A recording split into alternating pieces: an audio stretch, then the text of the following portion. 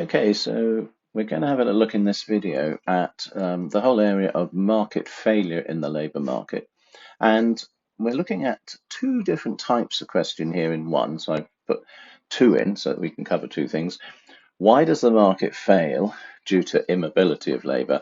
And then what policies might the government use? So it's unlikely you'll get a whole question like this because it is quite detailed, but I thought we'll just merge the two together and we'll go with it. So the first thing is that you really need to remember that structural unemployment is simply caused by a changing structure of the economy. In other words, that one industry might be going up in value, another one might be declining. One area might be going up, another area declining.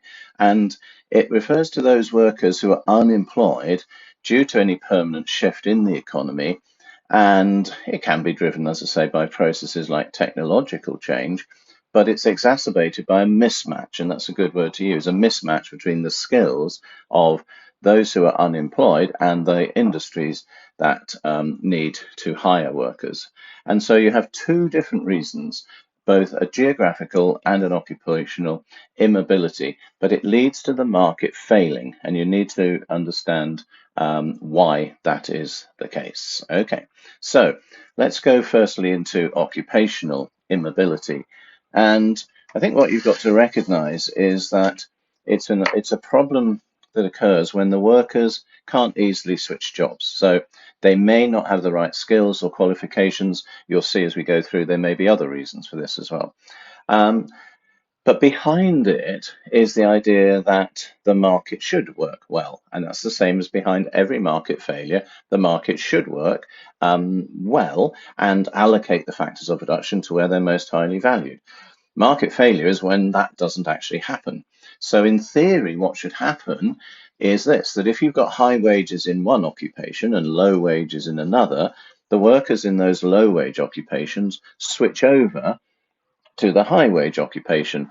That's going to reduce the supply, shifting the supply curve in the low wage sector to the left. That raises wages. And then the supply in the high wage moves to the right, and that reduces wages. And so without market failure, wages should equalize, and you won't have this structural unemployment either. So let's have a look at that in a diagram. These are the low paid, these are the high paid. If you were sitting here as a low paid worker, here's your supply, here's your wage, you're going to leave here and you're going to move into a high paid job. That will shift the supply curve for low paid to the left, shift the supply curve of high paid to the right, and that will then force these wages to come down here, up here, until there's no wage differences. So that is how the market should work. That is a perfectly competitive labour market. And of course, you've got to explain that to say that if there is occupational immobility, people can't move between the jobs, then it's going to fail. It's failing for that reason. So you're picking up on why it is failing before you look at the solutions to it.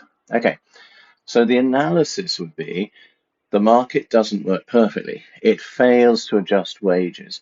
And there's reasons for it, which are firstly, that when you go for a job, when you're looking for what type of job, you're not only motivated by wages or the money you get. So there's other what we call non-pecuniary, might be the living standards that you get in that area. It might be the time off that you get in a job. It might be where that job actually is, close to home, etc. Even anything like that is called the non-monetary considerations. You've also got the specific skills. So certain jobs really need a particular skill, okay? And if you haven't got that skill, then it's difficult to move between occupations. And also you need general skills. So IT skills increasingly are needed and those sorts of things. So you may not have what we call transferable general skills. So a really good chain of reasoning. So we're picking up on the first solution here, the apprenticeship scheme, is you would say an apprenticeship scheme, so that would be IDing that's identifying a solution. What does it do? It pays a sum of money for every apprentice, okay, that's analysis, acting like a subsidy and hence reducing the cost of employment, increasing the cost for the firm to employ you. So that's analysis, but don't stop there. That increases the number of apprenticeships. Great. What does that do? That raises the level of skills, which reduces the occupational immobility. And when you get to this last bit there, you've now finally hit the target that you're aiming for, which is start with an apprenticeship scheme. How does it affect, occupational immobility? Okay, so make sure that you really keep your chains of reasoning going. So some application, let me just explain a little bit what happened in the whole apprenticeship area.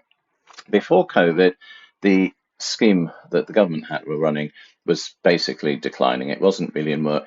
The people were not coming through into apprenticeships. And how it worked was that every firm had to pay a levy for every job that they had. So they took their wage bill and they had to pay 0.5% over into a pot, as it were, which could then be used by that firm to run apprenticeship schemes and run training schemes.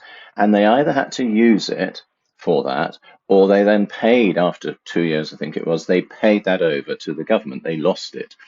And what was being found was that the number of entries in the into these apprenticeships at the low level, okay, younger people, was declining, and they were funding more middle management, people going on MBA schemes and that sort of thing. You'll see that in the next slide. I've got some data for that.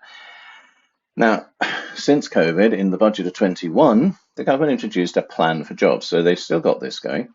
And they then introduced this, where they said a firm could apply for a £3,000 payment for every apprentice they took on. Okay, so that is a typical a reduction in the cost of employment.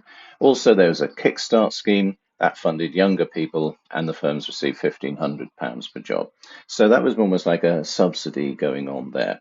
Okay, let's have a look at the actual data, and you'll see here that the number of entry-level apprenticeships, which is this intermediate line here, has declined over time, whereas the advanced ones has been going down a little bit, but the higher level apprenticeships, these are sort of middle management, if you like, those are the ones that have been increasing. But overall, you can see, I hope, that the figures actually go down. And there's a little comment here in the FT, that initially it really failed because of poor quality. They just gave them basic skills making coffee. Ofsted then did a report, and then they introduced a few new rules. Apprenticeships had to last for 12 months, and 20% of their time was in off-job training. Okay, then they introduced, as I say, this use it or lose it levy. And good quote from the FT here, which says it all really. It bodes ill for productivity. Analysis by the Centre for Vocational Education says that if people who start their apprenticeships 19 to 24, they get a much larger salary increase and higher skills and productivity than those who started over 25. So really, apprenticeships really work much better when you have a younger age, 19 to 24, in the schemes. And this was in decline, not happening. So a bit of evaluation. New schemes, they come at a cost to the government, of course, at a time of other large expenditure post COVID. The plan for jobs, which was introduced last year, has now finished in December, end of December.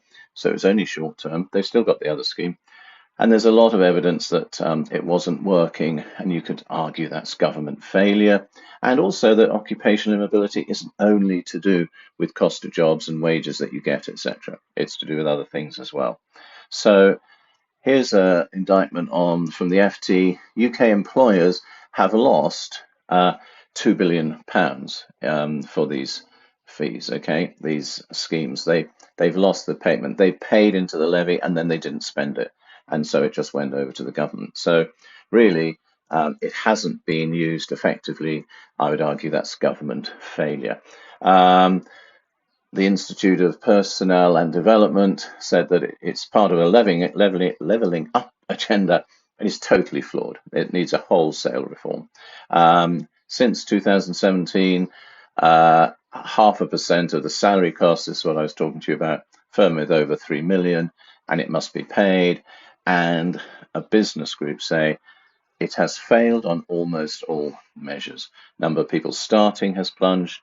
proportion of apprentices going to young people has fallen, and overall investment has declined. So a lot of context there for you for if you get a question on occupational immobility and the labour market failure that's associated with it. But we also need to look at geographical mobility.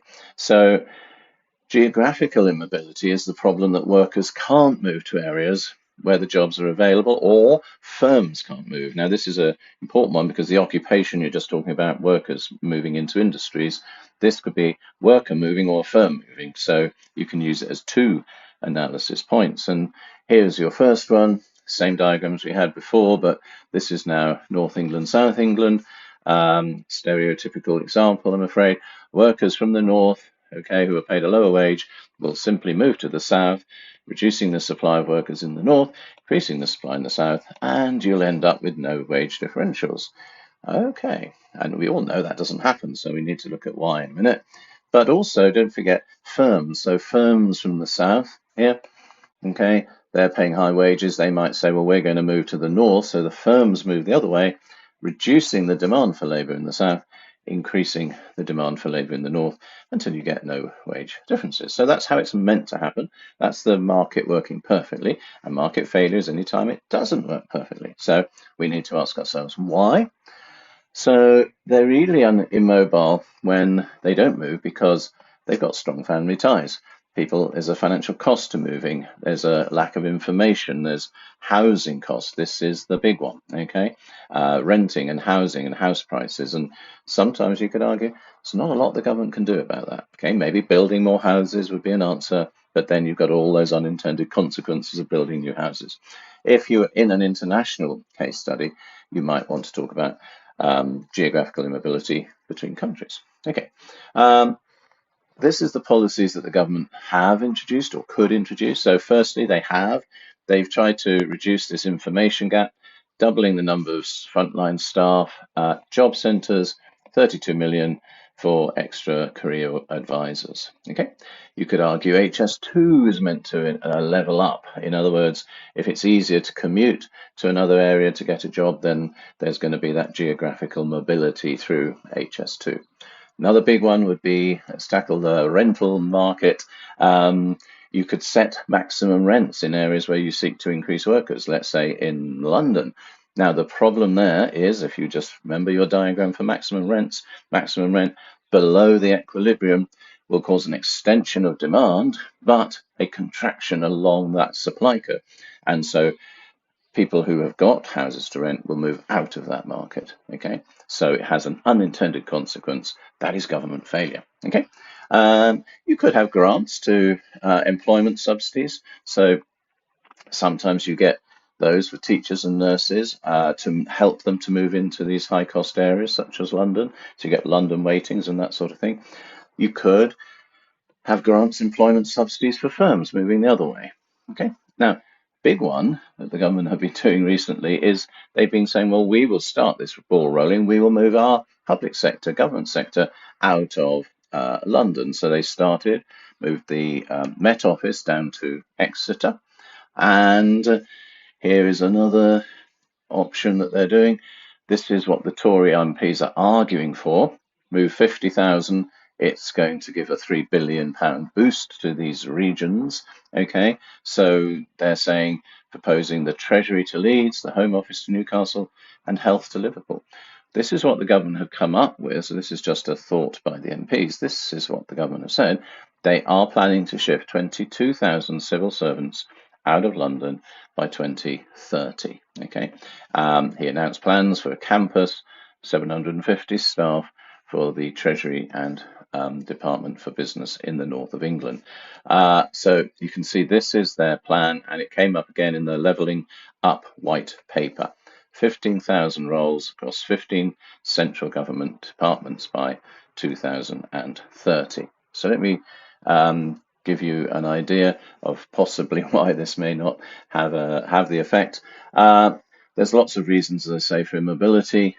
So this is evaluation, but just doing this, it may be that family ties keep you in the area that you've always been brought up in. Okay, The largest problem is the issue of house price differentials. Okay, so this is a little graph I found. It's the gap between prices in London and the country, and it's sort of just around COVID time last year. And be careful here, the figures go up as they go down here. This is a minus figure. Okay, so in other words, this is a 50% gap, and by 2015 here, 2017, 18, there was a 60% gap. In other words, house prices in London were 60% higher than in other parts of the country. They were only 40% here. And here it has been turning around, and that's because of COVID, where people have left big urban areas like London and said, well, we can go and buy a house in the country. So the prices have come down a little bit in London, or the rate of increase has not been as great, and prices elsewhere have rocketed. Okay, that might be temporary. So get into context. That might move back the other way shortly. Okay. The movement of the civil servants, well, it's nice to say you've got to move, but the Office of National Statistics, a lot of them said, no, we don't want to move to Newport in South Wales. And most of them didn't. And then it was found that the quality of the work, because they had to try and find staff again, actually declined. And that's an example of an unintended consequence and a government failure. And the last one would be, of course, rent controls, that if you have rent controls, it reduces the stock of rental property, and that has unintended social consequences and is an example of government failure. So hopefully overall that gives you a good idea of occupational immobility, geographic immobility, but please remember to start any question like that with saying, this is how the market's meant to work, this is why it fails, these are the solutions. Hopefully that helps.